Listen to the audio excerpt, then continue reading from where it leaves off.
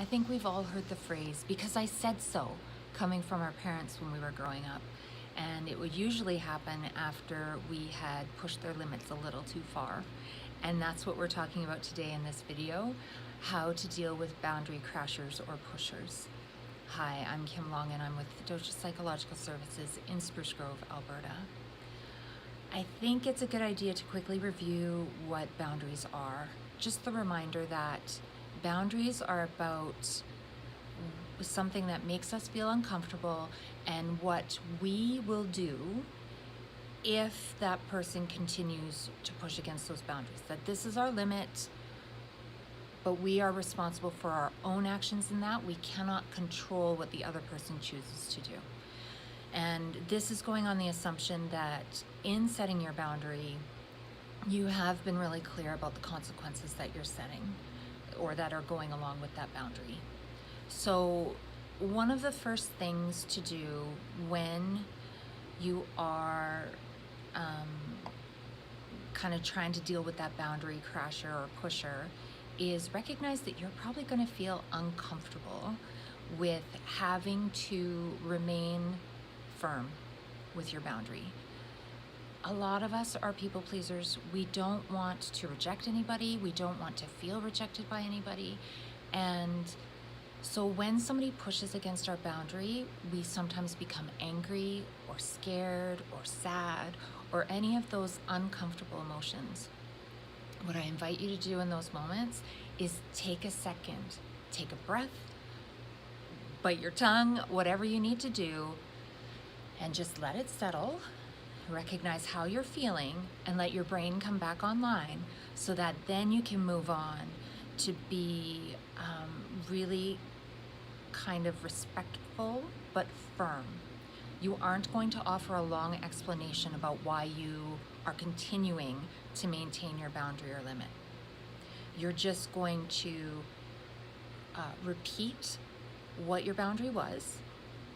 You can briefly tell them how it makes you feel that they are pushing against that boundary for a second time or a third time. And then you have to follow through on the consequences that you set.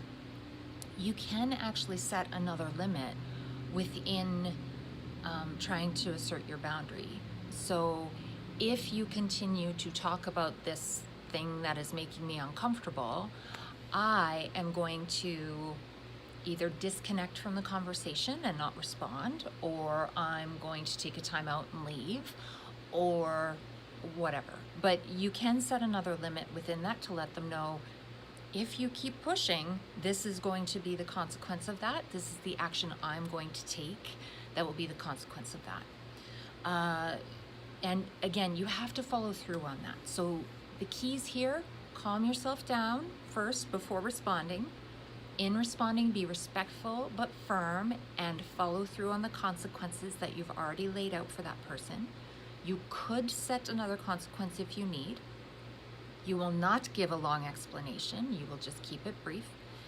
And the specific strategy I like to use is something called broken record. So for example, when I was teaching, one of the things that was difficult for some of my junior high kids, because they need an answer now and their self-regulation and delay of gratification stuff isn't very strong, they would come up to wherever I was and start talking to me, even if I wasn't looking at them. And so we had gone over, if I am not looking at you, I am not listening to you. So you kind of have to, you need to know that if I'm not looking at you, then I'm actually not going to be listening to you. So they would come up and start to, Miss Long, you could just freaking out. And I would say, am I looking at you? Oh, but am I looking at you? Am I looking at you? So you try to keep your tone the same. You're calm, you're respectful, and you're reminding the person of, this was the boundary I set. And you can repeat it for as long as you feel comfortable, but if it starts to get grating, then that's when you would introduce the other limit of, I am not looking at you, therefore I am not listening to you.